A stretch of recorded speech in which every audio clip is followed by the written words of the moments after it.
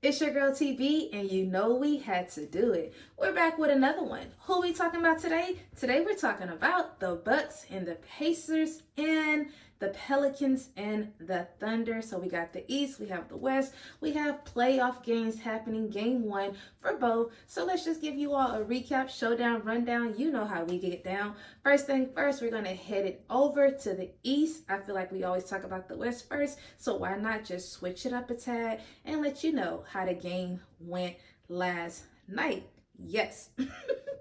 The who took it? Who took it? Who took it? The Bucks took it 109 to 94. Yes, another game without Giannis. We don't know the status of when he's coming back or how long he's going to be out. All of that is playing a huge part in the playoffs, but that did not stop Dame Lillard from stepping up to the plate, having 35 points last night. And he did this all in the first half. He had 35.6 rebounds, a big game for him. And the crazy thing about it when it came to Dame is he only shot 5 shots in the second half. So it's like you really didn't even have to do much in the second half because the game was so much of, I guess I would call it a blowout. When it came to the Pacers, it's like, I don't know if like they cracked under pressure, if they were nervous, if this was like, okay, this is what the playoffs consist of. Like, we haven't been here before.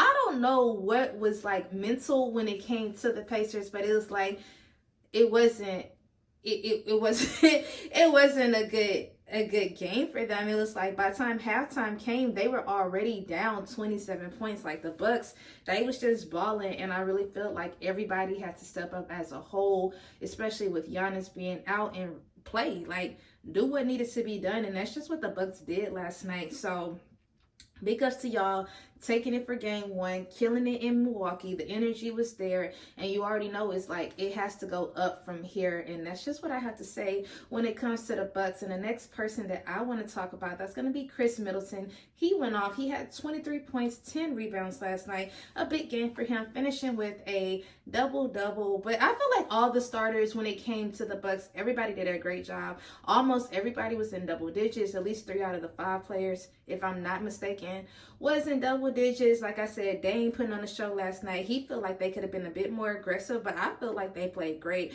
I feel like the defense was there. I feel like it was great ball movement. I feel like Dame came to play. I feel like the whole team came to play. Like, everybody was in a bag last night, and that's the type of playoffs that I love watching, and I like to see, y'all. Like, we need some excitement. We need them to get physical, like all the above. And then we're just going to head it over and talk about the Pacers. And that's going to be Siakam. He had a big night last night. He had 36 points last night. And he also had 13 rebounds, finishing with a double-double.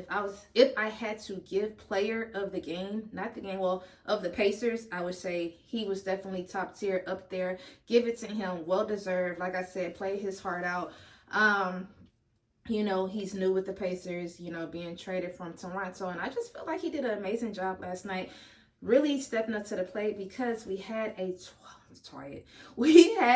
quiet Tyrese Halliburton. He only had 9 points last night. And it's like, if y'all want to win the series or even at least win a game, Tyrese Halliburton has to step up to the plate, because it's like, this is his team. Like, you got to carry the team. So it's like, and he made the comment of like being nervous or they missed too many shots. So maybe like he was in his head when playing the game yesterday, but it's like, you can't play like that for the rest of the playoffs. Like, it's like, you really have to be that man in order to get your team to the other side, or even just to win a game, because if not, it's going to be a complete sweep. And then it's like, y'all got to do that, especially with Giannis not playing. Y'all already at an advantage. So it's like, you want to use that, you know, to your own advantage or whatever. And then the next person that I want to talk about that actually did great last night, and that's going to be Miles Turner. He had 17 points, and then he also had 8 rebounds as well. So it's like, big ups to you. Like I said,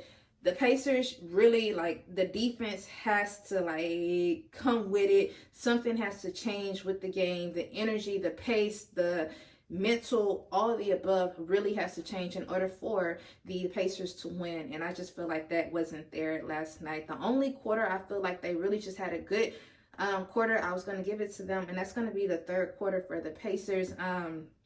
playing great defense. They only held the Bucks down to 14 points last night when it came to the third quarter. So it's like, if y'all played like that for the rest of the game, I feel like y'all would have been A-okay. I don't know if it was like, okay, we're down 27 points in the first half, so we really have to bring it. The second half, I don't know if that was the mindset that happened, but it's like, y'all got to play like that the whole entire game. There's no reason where y'all only did great the third quarter out of an entire 4 quarters. And y'all, that's really all I had for game one with the Bucks and with the Pacers last night. And now we're getting ready to head it over to the West, and that's going to be OKC and the Pelicans. Here I go talking about the Pelicans once more. I swear this is like 4 times within like 5 days of the Pelicans, but it's okay because last night was actually a really great game. I feel like this was the only game since the playoffs started since Saturday that it was even like a close game, a back and forth game, like the league kept changing type game. The game was tied type game. Like everybody brought the energy, they brought the heat. Everybody was ready to play. The defense was there on both sides. Offense was there on both sides. It really literally came down to the last seconds of the game. Was like, who's going to take the game? Is really all I had. So like, or really what happened. So it's like, let's just dive into it, talk about it, and just talk about the game. I guess we're going to talk about New Orleans first, and that's going to be Jonas. Y'all already know. I don't know how to say his name, but he played amazing last night. He had 13 points, and this man had 20 rebounds, 11 of the rebounds being defensive rebounds. So it's like that already shows you how he was playing great defense, playing great offense, watching both sides of the court. And it's like, that's what New Orleans need right now, especially with Zion not playing. So it's like everybody else have to step up once again. And so that's the next player is going to be Trey Murphy. He ended up going off. He had 21 points last night. So it's like big ups to you stepping up. Who else had it? I think CJ McCollum, he had 20 points. Quiet Brandon, we need him for sure to step up in these playoffs. You can't play like that in game one. Like, you got to really bring it for the rest of this series in order to beat OKC. They are the number 1 seed. The number 1 for a reason. You know SGA, he gonna ball. It's just like, it's so much that you have to do when it comes to OKC, especially like playing in their home. They crowd was lit. They all had their white t-shirts on. Like, the energy was literally top tier, and I feel like it just gave them ammunition to like, we finna get lit, we finna win, we finna do what we need to do. And I think that's just what happened. So, but yeah, for Jonas, he did, like I said, an amazing job, defense and offense. And then the next person I think I want to talk about, that's going to be on the OKC side. And of course, that's going to be SGA. Y'all already know he is a MVP finalist. So is anybody, like, who's going to take that spot? So for him to even get into that running is amazing. But he ended up finishing. He had 28 points, 6 rebounds. So it's like, big ups to you doing an amazing job. He came through at the last minute, really helped out the team. Because like I said, it was literally a tied game from the first half. It was like 17-17, 34-30. Like, it all up until halftime. It was a tied game. So that just shows you how the game was playing. So SGA, last minute of the game, shot a huge shot that needed to happen when it came to OKC. Really put them over the top.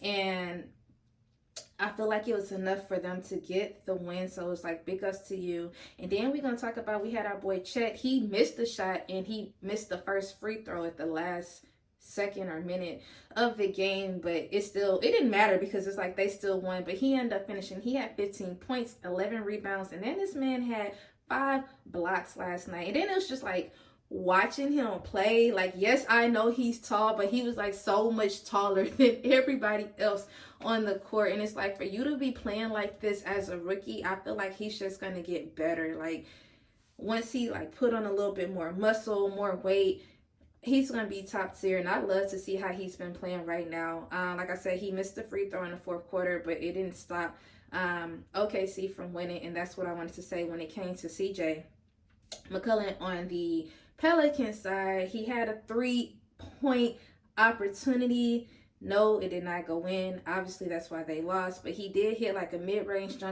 jumper, which helped them out. But it just wasn't enough to like get that 3 at the end of the game where it was like, okay, game over. So it's like y'all already know it's time to be prepared for game 2. Like now y'all know what to expect. Now y'all know what OKC fans, crowd's gonna bring, that energy. Like y'all have to like put a stop to the game, and that's really what's really it. I really feel like what hurt New Orleans was the third quarter, and that's when the Thunder, they went on like an 11-0 type of run. And after that, I kind of feel like that's really what got them lit even more, because it's like, okay, we up this quarter, we doing great, and that's just really what happened, y'all. But y'all, that's really all I had to say. Nothing too much, nothing too crazy about the playoffs, but it was, the games this weekend was gaming. They were good. It was some blowout type of games. That's why I really did want to talk about the OKC game, because it was like the closest game this weekend. I'm like, okay, here goes a real matchup. Like it's a back and forth lead change type of game, and I loved watching it. And Zion just had to watch with us from the sidelines because he ain't playing either. But y'all, that's really all I had to say. Feel like everybody did an amazing job getting ready for tonight, so I can give y'all a review for tomorrow's playoff game and just let y'all know how that go. But you already know what I'm about to say. It is Monday, so happy Monday. Y'all need to be productive. I was productive, so go ahead and do the same. Also, please don't forget to like, comment, and subscribe, and don't forget to turn on your notification bell so you could be alerted when who posts, when TB posts. Peace out. Bye.